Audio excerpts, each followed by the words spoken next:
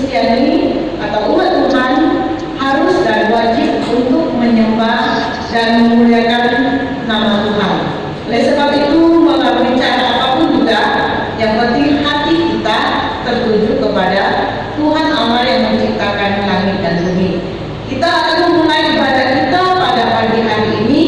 Kita semuanya berdiri dan kita ambil saat teduh. Kita memuji Tuhan dengan pujian suci, suci, suci.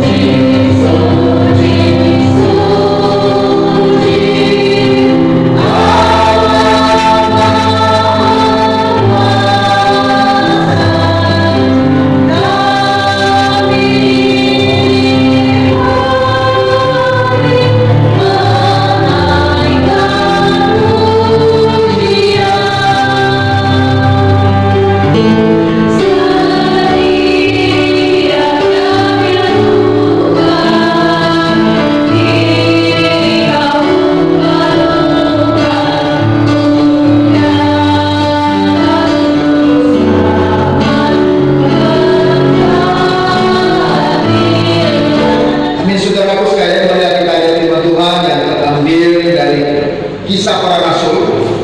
Kita buka Alkitab kita dari kitab Kisah Para Rasul pasal yang ke-12 ayat 1 sampai 6.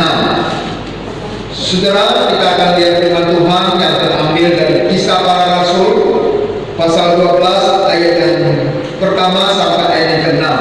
Biasanya kita akan lihat sampai ayat 19, namun kali ini kita akan melihat 6 ayat saja. Saudaraku, judul atau lembaga Alkitab memiliki satu tema besar, yaitu Yakobus mati, Petrus dilepaskan dari penjara. Saudaraku, perikop ini berbicara bahwa ada hamba Tuhan atau murid Tuhan atau rasul Tuhan yang bernama Yakobus. Dia ditangkap oleh Kaisar Romawi. Ketika dia ditangkap oleh Kaisar Romawi, bahwa dimasukkan dalam penjara, dan itu sangat menyenangkan hati orang Yahudi. Pada waktu dia sangat menyenangkan hati orang Yahudi, dan besoknya mau mengeksekusi Petrus. Namun ketika Petrus belum dieksekusi, kita melihat apa yang terjadi, saudaraku sekalian. Ya, apa yang terjadi? Dan diberitahu kepada kita bahwa pengeksekusian daripada Yakobus menyenangkan hati orang Yahudi, dan besoknya juga akan mengeksekusi atau mempancung kepala daripada Petrus. Nah, ayat yang pertama berkata, kira-kira pada waktu itu Raja Herodes mulai bertindak dengan keras terhadap beberapa orang jemaat. Ia menyuruh membunuh Yakobus, saudara Yohanes, dengan pedang. Ketika ia melihat bahwa hal itu menyenangkan hati orang Yahudi, ia melanjutkan perbuatannya itu dan menyuruh menahan Petrus. Waktu itu hari raya tidak berakhir. Setelah Petrus ditangkap, Herodes menyuruh memenjarakan di bawah penjagaan 4 regu, masing-masing terdiri dari 4 prajurit. Maksudnya ialah supaya sehabis Paskah ia menghadapkannya ke depan orang banyak. Demikian Petrus ditahan di dalam penjara, tetapi jemaat dengan tekun mendoakannya kepada Allah. Pada malam sebelum Herodes hendak menghadapkannya kepada orang banyak, Petrus tertidur di antara 2 orang prajurit terbelenggu dengan 2 rantai. Setelah itu prajurit pegawai sedang berkawal di muka pintu. Saudaraku, ketika Petrus mau dieksekusi besoknya, bahwa dia diperhadapkan dengan ancaman hukuman mati. So, ada hal yang sangat penting yang kita lihat pada pembacaan kita, itu tema itu ketenangan di tengah badai. Ketenangan di tengah-tengah badai. Bagaimana orang bisa tenang di tengah-tengah badai? Ya. Dan bagaimana orang bisa tenang kalau dalam situasi yang tidak menyenangkan? Bagaimana orang bisa tenang kalau orang itu diperhadapkan dengan begitu banyak masalah dan persoalan dalam hidup ini?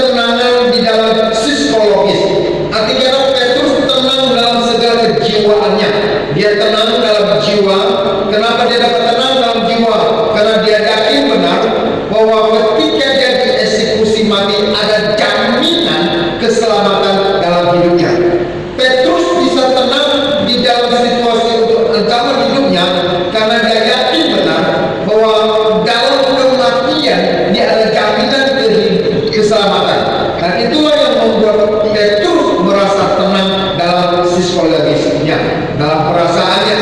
Dia tidak kacau, tapi dia tenang terhadap mengeksekusi ini. Karena pada waktu Petrus berhadapan dengan hal itu, kita sangat yakin bahwa dia punya ketenangan, damai sejahtera dari Allah Bapa. Kalau enggak begitu, Petrus tak bakal tidur dengan dia. Petrus bisa tidur itu oleh karena ada ketenangan dalam jiwanya. Itu penting sekali. Saudaraku, saat ini kita diperhadapkan dengan situasi yang sangat mengerikan. Ya, tadi pagi saya melihat revisi bahwa ancaman corona terhadap umat manusia dan begitu mengerikan, begitu menakutkan. Tetapi bagaimana kita harus hadapinya?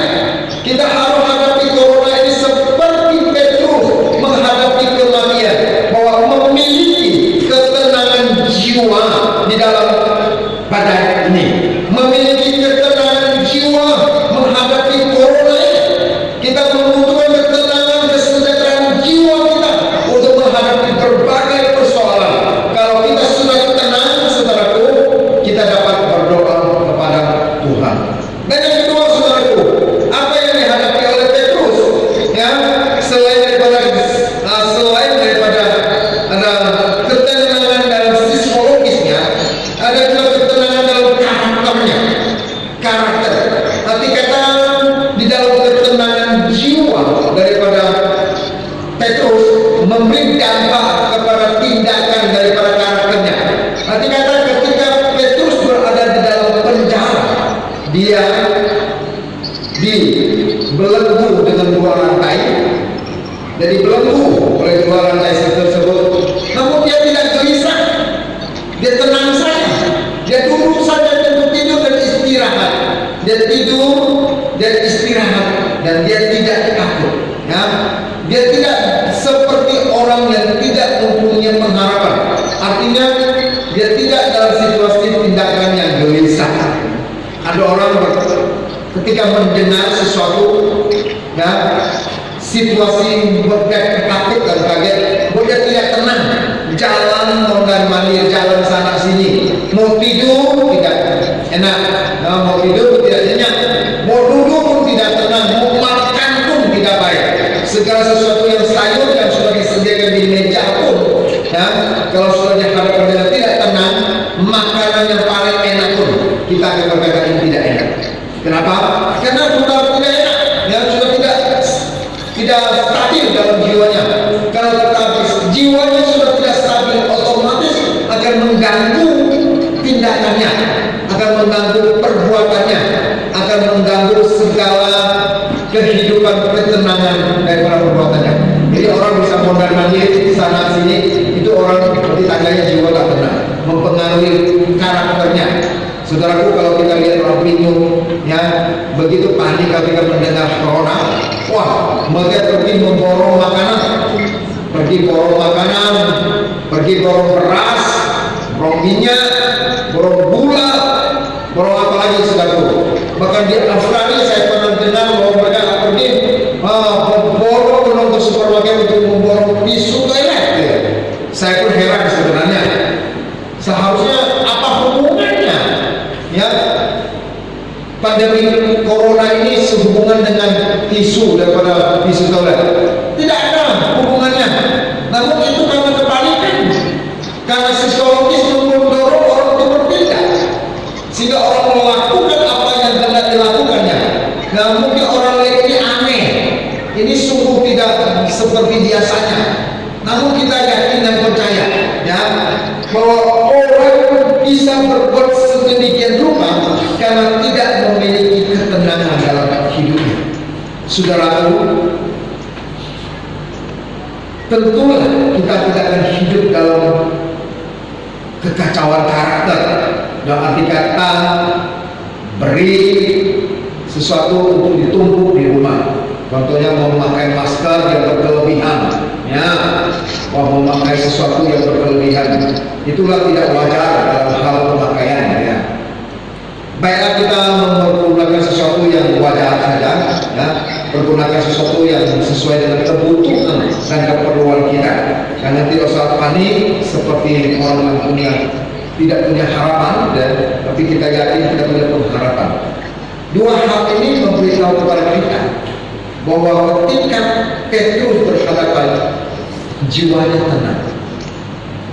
Kedua, tindakannya tenang. Tidak seperti orang dalam keadaan berburu, tidak seperti orang dalam keadaan gelisah mondar-mandir, tapi dia bertindak dengan tenang. Dapat kita lihat ketika dia tidur, malaikat datang membangunkan dia pun. Ketika dia tidur, malaikat datang membangunkan dia pun. Dia keluar dari pengawal pertama, pintu kedua, pintu ketiga dengan tenang, tanpa terburu-buru. Dia melewati pintu dari penjagaan itu. Petrus melewati pintu penjagaan satu persatu dengan tenang. Dia tidak melewati dengan pintu demi pintu dengan gelisah atau dengan terburu-buru atau dengan keadaan ingin cepat, atau tidak. Justru dia keluar dengan tenang. Dia keluar dengan santai, ya. Dan bahkan dia pergi ke rumah saudara Rode, ya. Karena di rumah saudara Rode inilah ditemukan ada jemaat Tuhan yang sedang mendoakannya. Pada ayat 5, demikianlah Petrus ditahan di dalam penjara, tetapi jangan dengan tekun mendoakannya kepada Allah. Arti kata begini suatu, ketika Petrus berjalan keluar satu pintu demi satu pintu sampai di tempat di mana jemaat berkumpul untuk mendoakan dia. Di saat itu juga Petrus dalam keadaan tenang. Hah? Bahkan ada orang tidak yakin bahwa itu Petrus ketika dia ketuk pintu di rumah Rode, saudara, rumah Rode ini dia ketuk pintu. Mungkin orang berkata ini tak mungkin Petrus. Bagaimana mungkin Petrus bisa keluar seperti ini, penjaga begitu ketat. Tapi oleh karena pekerjaan Tuhan, kuasa Tuhan yang melakukan hal ini, maka menyebabkan Petrus keluar dari penjara dengan tenang. Yang ketiga, saudaraku, bagaimana Petrus dapat tenang? Petrus tenang di dalam iman, dalam keyakinannya kepada Allah, dalam keyakinan kepada Allah. Kita harus memiliki keyakinan seperti Allah memiliki keyakinan yang tidak pernah runtuh dalam melaksanakan tugasnya sendiri. Nah, artinya ketika Allah melakukan apa saja, Allah tidak pernah meragukan tindakannya. Dan Allah tidak pernah ragu-ragu untuk bertindak dalam satu masalah. Allah tidak pernah ragu-ragu bertindak di dalam satu perkara. Kenapa? Karena dia yakin benar apa yang dia lakukan, apa yang dia buat itu benar. Sama dengan hal dengan Paulus, dengan Petrus. Petrus mempunyai keyakinan di dalam pribadinya, ya, tentang pertolongan Tuhan kepadanya. Ya, sekalipun dia harus berhadapan dengan ancaman maut, tapi tidak membuat Petrus ini takut, ya. Tapi dia mempunyai keyakinan. Artinya Petrus mempunyai ketenangan dalam iman. Iman Petrus tidak dapat digoncangkan oleh situasi apapun, oleh penangkapan Herodes tidak mengakibatkan Petrus takut. Dan penangkapan Petrus, pengeksekusian Herodes kepada Petrus tidak membuat iman Petrus runtuh, tidak membuat iman Petrus pudar, tapi justru dia menghadapi dengan tenang, dengan tiga karakter tenang ini. Karakter yang pertama, dia tidak terburu dalam situasi, dia belajar dengan tenang. Saudara, itu ada satu perkara apa?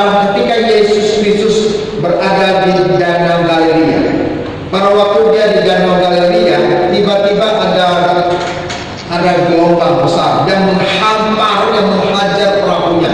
Kita katakan sekonyong-konyong mengamuklah badai itu atau topan itu, menghajar kapal Yesus. Tetapi dikabarkan kepada kita, Yesus tidur di buritan dengan tenang. Yesus duduk di dalam buritan dengan tenang.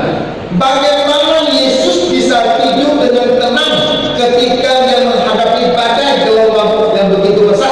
Sedangkan muridnya berteriak, "Guru, tidak tahukah kamu bahwa kami ini sedang binasa? Guru, tidak tahukah kami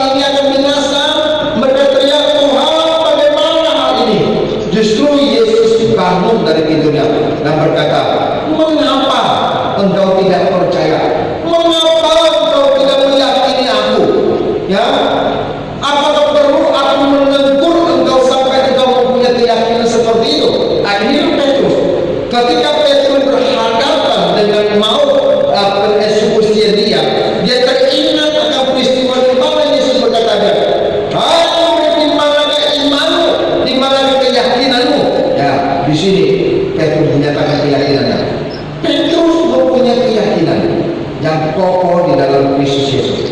Petrus yakin apa yang dia yakini itu benar. Saudaraku sekalian, kita harus yakin juga terhadap apa yang kita putuskan pada hari ini. Kita juga harus yakin juga apa yang telah kita putuskan pada hari ini merupakan keputusan yang tepat, merupakan keputusan yang beriman, bukan keputusan seperti orang yang beriman mengatakannya, namun mereka tidak melakukan sesuatu yang apa Tuhan perintahkan kepada dia. Ada orang berkata kepada kita, kenapa kita harus melakukan ibadah online? Kenapa kita harus takut kepada corona dan tidak takut Tuhan?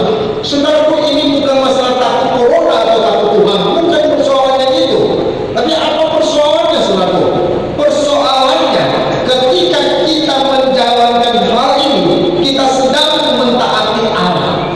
Dan Allah menyelamatkan kita dengan memberi pengetahuan itu kepada kita. Kalau Allah tidak memberi pengetahuan yang baik kepada kita, mana bagaimana mungkin kita lolos daripada pencemaran ini atau daripada penyebaran ini atau tertularnya virus? Bagaimana mungkin? Saya katakan kalau ada orang, misalkanlah ada orang punya iman, dia kata aku punya iman, Tuhan melindungi saya. Sekarang apakah ada jaminan ketika dia berada di tengah-tengah orang yang sudah terinfeksi, dia berada di tengah-tengah orang yang infeksi, apakah ada jaminan untuk orang itu untuk tidak kena infeksi?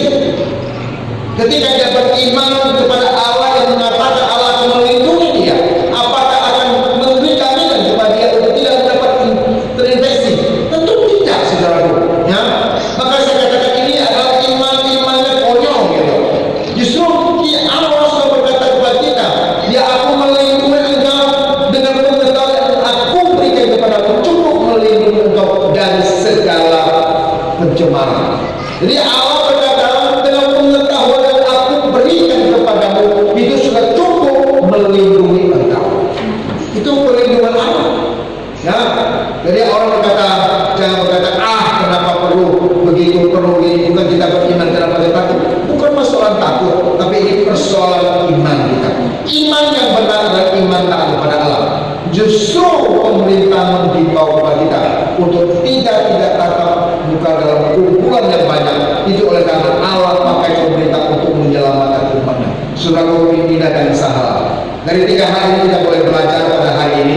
Ya, yang pertama kita belajar dari Petrus. Petrus mempunyai ketenangan di tengah-tengah badai, di tengah masalah, di tengah eksekusi karena Tuhan menyertai dia. Petrus tenang dalam psikologisnya, dalam perasaan, dalam imannya. Kedua, Petrus tenang dalam karakternya, dia tidak berburu, dia tidak benar. Ketiga, dia ketenangan iman, dia yakin benar apa yang dia buat itu adalah kerja Tuhan. Kesimpulan, hanya orang yang percaya kepada Allah sajalah yang memperoleh ketenangan. Hanya orang yang percaya kepada Allah Yesus Kristus lah yang mempunyai ketenangan. Banyak orang di luar Tuhan tidak mempunyai ketenangan, tetapi pada hari ini Bapak Ibu mempunyai ketenangan. Itu oleh karena Bapak Ibu masih percaya kepada Yesus Kristus sebagai Tuhan dan Juru Selamat. Yang kedua kesimpulannya, hanya orang yang beriman yang akan bertahan menghadapi ancaman. Hanya orang yang beriman yang dapat menghindari berbagai hal yang buruk. Karena iman kita kepada Allah itu cukup menyelamatkan kita. Amin, saudaraku. Ini firman Tuhan, dia ingin menolong kita pada hari ini. Meskipun kita tidak berkata